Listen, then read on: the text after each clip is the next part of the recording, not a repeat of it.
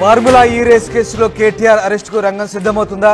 ఇవాళ కేటీఆర్ను అరెస్ట్ చేసే ఛాన్స్ ఉందా అంటే అవుననే వార్తలు వినిపిస్తున్నాయి. ఇప్పటికే తెలంగాణ భవన్కు భారీగా పోలీసులు చేరుకున్నారు. ఇక బీఆర్ఎస్ కార్యకర్తలు కూడా పోటీగా కదిలి వచ్చారు. అయితే కేటీఆర్ హైకోర్టును ఆశ్రయించబోతున్నారు. న్యాయ నిపుణులతో నిన్నటి నుంచి సంప్రదింపులు జరుపుతున్నారు. హైకోర్టులో ఇవాళ క్వాష్ పిటిషన్ వేయబోతున్నారు కేటీఆర్. మొత్తం మీద ఫార్ములా ఈ రేస్ వ్యవహారంలో కేటీఆర్కు ఉచ్చు బిగుస్తున్నట్టుగా తెలుస్తోంది. ఇక ఈ కార్ రేస్ వ్యవహారంలో బీఆర్ఎస్ వర్కింగ్ ప్రెసిడెంట్ కేటీఆర్ పై ఏసీబీ కేసు నమోదు చేసి ఏకంగా A1గా చేర్చింది. ప్రిన్సిపల్ సెక్రటరీ దాన కిషోర్ ఫిర్యాదు మేరకు 13(1)A red with 13(2) prevention of corruption act, అలాగే 409 red with 120B BNS sections కింద ఎఫ్ఐఆర్ రిజిస్టర్ చేశారు. దాదాపు 55 కోట్ల అక్రమంగా విదేశాలకు తరలించిన ఈ వ్యవహారంలో ప్రధాన నిందితుడిగా అంటే A1గా కేటీఆర్ను చేర్చారు. రెండో నిందితుడిగా అంటే A2గా senior IAS officer Arvind Kumar, మూడో నిందితుడు అంటే A3గా హెచ్ఎండిఏ మాజీ చీఫ్ ఇంజనీర్ బి లక్ష్మీ నరసింహారెడ్డిని చేర్చారు. ఇక దానకిషోర్ ఫిర్యాదుతో పాటు సిఎస్ శాంతి కుమార్కి అరవింద్ కుమార్ రాసిన explanation letter, HMDA board, municipal finance department నుంచి సేకరించిన డాక్యుమెంట్లను ఎఫ్ఐఆర్లో జతపరిచి నాంపల్లిలోని ఏసీబీ స్పెషల్ కోర్టుకు అధికారులు అందించారు. కేటీఆర్ సహా ముగ్గురు నిందితులను అరెస్ట్ చేసేందుకు రంగం సిద్ధం చేస్తున్నట్టుగా తెలుస్తుంది. ఇందులో భాగంగా ఏసీబీ డీజీ విజయ్ కుమార్ గురువారం మధ్యాహ్నం అధికారులతో సీరియస్గా డిస్కస్ చేసినట్టుగా తెలుస్తుంది. ఏసీబీ డైరెక్టర్ ఆధ్వర్యంలో సెంట్రల్ ఇన్వెస్టిగేషన్ యూనిట్ను ఏర్పాటు చేసి జాయింట్ డైరెక్టర్, ఇద్దరు డీఎస్పీలు, 4 ఇన్స్పెక్టర్లు సహా 15 మందితో దర్యాప్తు ప్రారంభించారు. లా అండ్ ఆర్డర్ పోలీసుల నుంచి కూడా అవసరమైన సహకారం తీసుకునేందుకు ఉన్నతాధికారులతో చర్చించినట్టుగా తెలుస్తుంది. 4 నాన్ బెయిలబుల్ సెక్షన్స్ కావడంతో ఎలాంటి నోటీసులు ఇవ్వకుండానే అరెస్ట్ చేసే అవకాశం ఉన్నట్టుగా భావిస్తున్నారు. దాదాపుగా అంతర్జాతీయ స్థాయిలో హైదరాబాద్లో 9, 10, 11, 12 సీజన్ల వారీగా ఫార్ములా ఈ కార్ రేసింగ్ నిర్వహించేందుకు యూకేకి చెందిన ఫార్ములా ఈ ఆపరేషన్స్ లిమిటెడ్ FEO, రాష్ట్ర municipal administration urban development department MAUD ఏస్ నెక్స్ట్ జెన్ ప్రైవేట్ లిమిటెడ్ మధ్య 2022 అక్టోబర్ 25న ట్రైపార్టీ అగ్రిమెంట్ జరిగింది. దీని విలువ 160 కోట్లుగా చెప్తున్నారు. నెక్స్ట్ జెన్ ప్రైవేట్ లిమిటెడ్ స్పాన్సర్గా వ్యవహరించగా హెచ్ఎండిఏ మౌలిక వసతులు కల్పించాల్సింది. ఈ క్రమంలో 2023 ఫిబ్రవరి 11న సీజన్ 9 నిర్వహించగా మౌలిక వసతుల కోసం హెచ్ఎండిఏ 12 కోట్లు ఖర్చు చేసింది. FEO, ఏస్ నెక్స్ట్ జెన్ మధ్య నెలకొన్న వివాదాల నేపథ్యంలో నెక్స్ట్ జెన్ బాధ్యతల నుంచి తప్పుకోవడంతో సీజన్ 10 నిర్వహణకు అప్పటి మంత్రి కేటీఆర్ సూచన మేరకు MAUD ముందుకు వచ్చింది. ఇందుకు సంబంధించి 23 సెప్టెంబర్ 27న స్పెషల్ చీఫ్ సెక్రటరీ హోదాలో అరవింద్ కుమార్ అప్పటి మున్సిపల్ మినిస్టర్ కేటీఆర్ నుంచి అనుమతి పొందారు. ఇక మొత్తం మీద సీజన్ 10 అయితే రద్దు చేసుకున్నట్లు అప్పుడు వివిధ కారణాలతో ఆ సంస్థ చెప్పింది. బట్ ఈ 55 కోట్ల వ్యవహారానికి సంబంధించి ఇప్పుడు ప్రస్తుతం పూర్తి స్థాయిలో దర్యాప్తు చేసుకునేందుకు ఏసీబీ అన్ని రకాలుగా రంగం సిద్ధం చేసింది. మొత్తం మీద ప్రస్తుతం ఈ వ్యవహారంలో కేటీఆర్ A1గా ఉన్నారు, అలాగే అరవింద్ కుమార్ A2గా ఉన్నారు. సో ఇక్కడ ట్విస్ట్ ఏంటంటే హిమాయత్ నగర్లోని ఇండియన్ ఓవర్సీస్ బ్యాంక్ నుంచి యూకేలోని ఫార్ములా ఈ ఆపరేషన్స్కు అక్టోబర్ 11 తేదీన ట్రాన్స్ఫర్ అయిన ఈ అమౌంట్ అప్పుడు ఎలక్షన్ కోడ్ కూడా ఉంది. 2023లో దాదాపు 45 కోట్లను ఫార్ములా ఈ ఆపరేషన్స్కు హెచ్ఎండి అకౌంట్ నుంచి యూకేకు డబ్బులు బదిలీ చేశారు. ఇదంతా కూడా కేబినెట్ అనుమతి లేదు, RBI అనుమతి లేదు.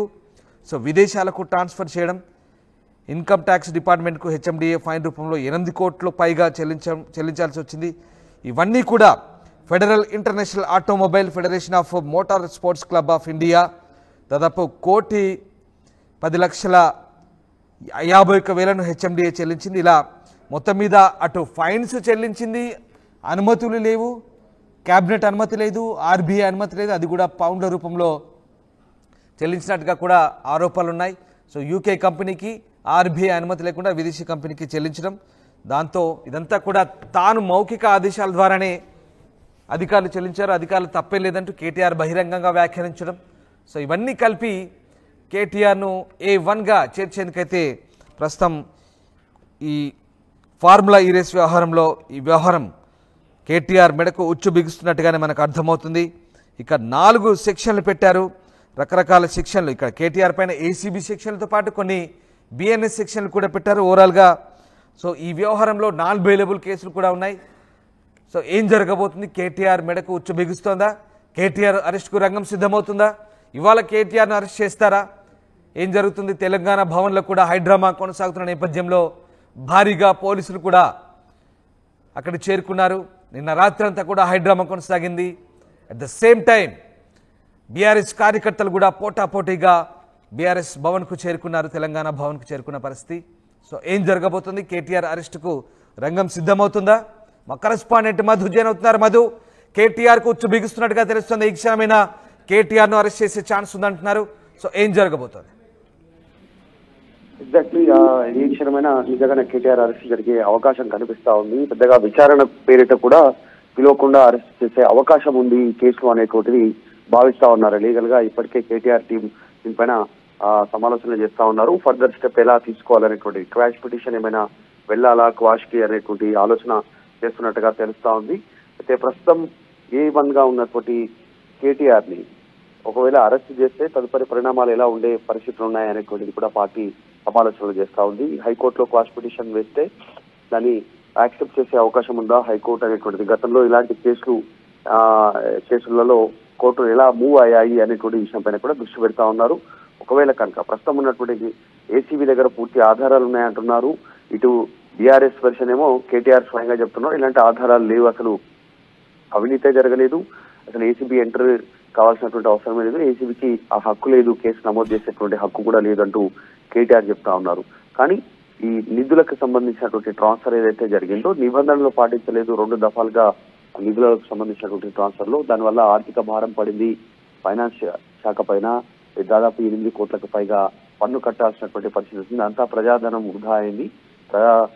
ప్రజాప్రతినిధిగా ఉంటూ వీటన్నిటికి సంబంధించినటువంటి విషయపైన క్లారిటీ ఉండి కూడా ఆ టైంలో అవగాహన కలిగి ఉండి కూడా నిర్ణయం తీసుకోవడం వల్ల జరిగినటువంటి నష్టం, ప్రజలకు నష్టం జరిగింది. ప్రభుత్వ ఖజానా నుంచి ప్రభుత్వ సొమ్ము, ప్రజల సొమ్ము ఖర్చు పెట్టాల్సినటువంటి పరిస్థితి అనేటువంటి అంశాన్ని మెన్షన్ చేస్తా ఉన్నారు. మనం చూస్తా ఉన్నాం అరవింద్ కుమార్ గానీ బిఎల్ఎన్ రెడ్డి కానీ ఈ కేసుకు సంబంధించిన 3 పైన ఎఫ్ఐఆర్ నమోదైంది.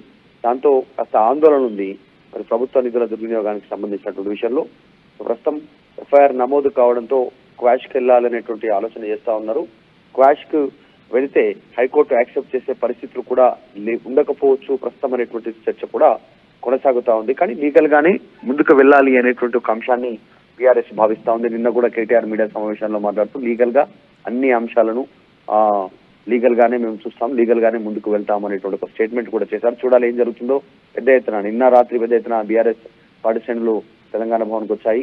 ఈ రోజు కూడా తెలంగాణ భవన్ వద్ద భారీ ఎత్తున పార్టీ శ్రేణులు జమ అవుతా ఉన్నాయి, సమాయత్తం అవుతా ఉన్నారు. ఆల్రెడీ ఈ రోజు అసెంబ్లీకి కూడా ఉంది. అసెంబ్లీకి కేటీఆర్ వస్తారా లేదంటే తెలంగాణ భవన్కి వెళ్ళనున్నారా అనేటువంటి చర్చ కూడా కొనసాగుతోంది. సో కొద్దిసేపట్లో దీనిపైన క్లారిటీ వచ్చే అవకాశం ఉంది. ప్రభుత్వ వర్గాల సూచనల మేరకు 2 రోజుల్లోనే దీనిపైన పూర్తి స్థాయిలో అరెస్టులు ఉండనున్నాయనేటువంటిది సమాచారం బయటికి పొక్కుతూ ఉన్నటువంటి సిచ్యువేషన్ ఉంది. సో కాబట్టి కేటీఆర్ అరెస్టు ఈ 2 రోజుల్లోనే ఉండే అవకాశం ఉంది. మధు, అంటే ఇప్పటికే ఏసీబీ నిన్నంతా కూడా సీరియస్గా ఒక ఇంటర్నల్ మీటింగ్ అయింది. ఏసీబీలో సీనియర్ ఆఫీసర్స్తో ఒక టీం అయితే ఫామ్ చేశారు. మరోవైపు ఏసీబీ సెక్షన్లు, ఇటు బిఎన్ఎస్ సెక్షన్లు, అందులో నాన్ బెయిలబుల్ సెక్షన్స్ ఉన్నాయి. అలాగే ఈ క్వాష్ పిటిషన్కు వెళ్తే కనుక ఏమైనా ఊరట లభించే ఛాన్స్ ఉందనుకోవచ్చు. ఎందుకంటే ఇప్పుడున్న పరిస్థితుల నేపథ్యంలో ప్రజాధనం దుర్వినియోగం, అలాగే కుట్రపూరిత కోణం, ఇదంతా కూడా ప్రజాప్రతినిధులు ఈ రకమైనటువంటి సెక్షన్లు ఇవన్నీ ఉన్నాయి. సో ఏ రకమైనటువంటి ఛాన్స్ ఉంది? కేటీఆర్కి ఏమైనా ఉపశమనం కలిగే అంశాలు ఇక్కడ ఏమైనా మనకు కనబడుతున్నాయా? కేటీఆర్ చెప్తా ఉన్నటువంటి అంశం అయితే ఇక్కడ కూడా డబ్బులు చేతులు మారలేదు, ఆన్లైన్ ట్రాన్సాక్షన్ మాత్రమే జరిగాయి. ఒప్పందం కుదిరినటువంటి సంస్థ ఎఫ్ఈఓ ఫార్ములా ఆపరేషన్స్ అనేటువంటి సంస్థతో ఆ సంస్థకు సంబంధించినటువంటి కుదిరినటువంటి అగ్రిమెంట్ ప్రకారం ఆ డాక్యుమెంట్ లో ఉన్నటువంటి విధంగానే ట్రాన్స్ఫర్ మాత్రమే జరిగింది. అది కూడా 2 దఫాలుగా ఇప్పటికే మనీ ట్రాన్స్ఫర్ జరిగింది. ఇంకో 3వ దఫా కూడా చేయాల్సిన సందర్భంలో కాంగ్రెస్ అధికారంలోకి వచ్చిన తర్వాత రద్దు చేసుకోవడం జరిగింది. అసలు ఎక్కడ కూడా డబ్బులు క్యాష్ రూపంలో జరిగినటువంటి సిచ్యువేషన్ లేదు. అది కూడా ఓవర్సీస్ బ్యాంక్ ఏదైతే ఉందో ప్రభుత్వానికి సంబంధించినటువంటి బ్యాంకు ద్వారా మాత్రమే ట్రాన్సాక్షన్ జరిగింది. అవినీతి జరగడానికి ఆస్కారమే లేదు. దీన్ని కావాల్సినటువంటి సందర్భంలో కావాలని రాజకీయ కక్షపూరితంగా చేస్తా ఉన్నారనేటువంటి కేటీఆర్ చెప్తా ఉన్నారు. ఈ అంశానికి సంబంధించి ప్రస్తుతం సందిగ్ధత కొనసాగుతా ఉంది.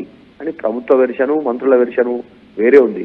ఎందుకంటే ఇప్పటికే గతంలో ఒకసారి సూత్రప్రాయంగా నార్మల్ గా విచారణ సందర్భంగా అరవింద్ కుమార్ చెప్పినటువంటి మాటలను పరిగణలోకి తీసుకుంటుంది రాష్ట్ర ప్రభుత్వం కానీ ఏసీబీ కానీ. కేటీఆర్ సూచన మేరకే ఈ నిధులు మేము ట్రాన్స్ఫర్ చేయాల్సినటువంటి పరిస్థితి వచ్చింది అనేటువంటిది కేటీఆర్ దీనిపైన కూడా కేటీఆర్ నిన్న వివరించే ప్రయత్నం చేశారు. ఆ ఎలక్షన్ సమయంలో హడావిడిగా ఉంది, రద్దవ్వకుండా ఆ సమయంలో నిర్ణయం తీసుకున్నాము, అవినీతి జరగలేదు అనేటువంటిది దానికి ఎగ్జాంపుల్ తీసుకుంటూ మొనాకో అనేటువంటి ఒక చిన్న కంట్రీ గురించి కూడా ఎక్స్ప్లెయిన్ చేస్తూ ఆ సమయంలో ఫార్ములా 1 ఈ ప్రిక్స్ రద్దు కాకుండా ప్రభుత్వాలు తీసుకునేటువంటి నిర్ణయాలు ఎలా ఉంటాయి అనేటువంటిది చెప్పే ప్రయత్నం చేశారు. కానీ ప్రభుత్వ వెర్షన్ ఏమో ప్రభుత్వం పైన భారం పడింది, ఖజానా పైన భారం పడింది, ఇటు ఆర్బీఐకి సంబంధించినటువంటి నిబంధనలు ఉల్లంఘించారు అనేటువంటి అంశాన్ని ప్రస్తావన చేసే ప్రయత్నం చేస్తా ఉన్నారు. చూడాలి ఏం జరుగుతుందో. మొత్తానికైతే కేటీఆర్ అరెస్ట్ అయితే రంగం సిద్ధమైనట్టుగా తెలుస్తా ఉంది. మంత్రుల సూచనలు, మంత్రుల స్టేట్మెంట్ చూస్తే అదే కనిపిస్తా ఉంది. మధు, అయితే ఇప్పుడు బీఆర్ఎస్ భవన్ దగ్గర సిచ్యువేషన్ ఎట్లా ఉంది? ఇంకా పోలీస్ పహారా అక్కడ భవన్ చుట్టూ ఉందా? అలాగే కార్యకర్తలంతా కూడా తెలంగాణ భవన్ కు నిన్నంతా కూడా చేరుకున్న పరిస్థితి. మళ్ళీ ఇవాళ ఎట్లాంటి సిచ్యువేషన్ ఉండే అవకాశం ఉంది అక్కడ? ఇంకా అలాంటి ఉద్రిక్తత వాతావరణం కొనసాగుతుంది అక్కడ?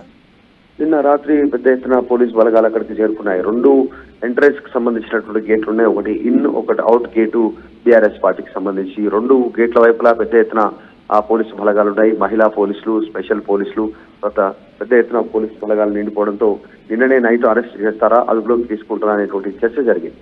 కానీ ఈ రోజు కూడా భారీ ఎత్తున బీఆర్ఎస్ పార్టీ శ్రేణులు తరలి వచ్చే అవకాశం ఉంది. పెద్ద ఎత్తున చర్చ ప్రచారం జరుగుతూ ఉంది. కాబట్టి నిన్ననే ఎఫ్ఐఆర్ నమోదు కావడం, నిన్న మీడియా సమావేశం ద్వారా కేటీఆర్ వివరించే ప్రయత్నం చేయడం, ముఖ్యంగా ఆయన పదే చెప్పే ప్రయత్నం చేశారు. ఇక్కడ ఉన్నటువంటి బీఆర్ఎస్ పార్టీ శ్రేణుల కోసం కూడా ఈ మీడియా సమావేశం అంటూ ఆయన చెప్పే ప్రయత్నం చేశారంటే బయట వస్తున్నటువంటి వార్తా కథనాలకు ఆయన క్లారిటీ ఇచ్చే ప్రయత్నం చేశారు.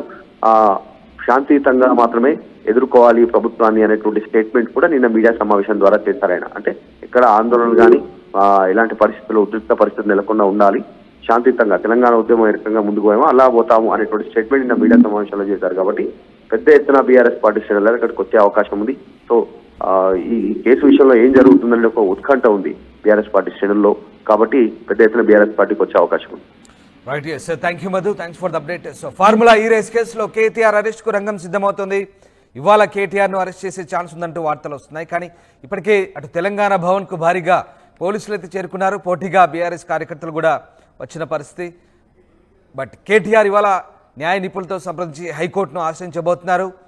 నిన్నటి నుంచి కూడా సంప్రదింపులు కొనసాగుతున్నాయి. ఇవాళ క్వాష్ పిటిషన్ వేయబోతున్నారు కేటీఆర్. మరి ఎలాంటి పరిణామాలు చోటు చేసుకుంటాయని మాత్రం ఆసక్తి రేగుతోంది. మరోవైపు అటు బీఆర్ఎస్ కార్యకర్తలు కూడా ఉత్కంఠ నెలకొన్న పరిస్థితి. కేటీఆర్ అరెస్ట్ అవుతారంటూ వస్తున్న వార్తల నేపథ్యంలో భారీగా కార్యకర్తలు అయితే తెలంగాణ భవన్ దగ్గరికి నిన్న మోహరించిన పరిస్థితి. సో ఏం జరగబోతుంది ఇవాళ లేదా రేపు, ఈ 2 రోజుల్లో తెలంగాణ రాజకీయాల్లో ఎలాంటి పరిణామాలు చోటు చేసుకుంటాయి? ముఖ్యంగా ఫార్ములా రేస్ వ్యవహారానికి సంబంధించి BRS working president KTR arrest అవుతారంటూ వస్తున్న వార్తల నేపథ్యంలో ప్రస్తుత పరిస్థితులు అయితే ఉత్కంఠ రేపుతున్నాయి.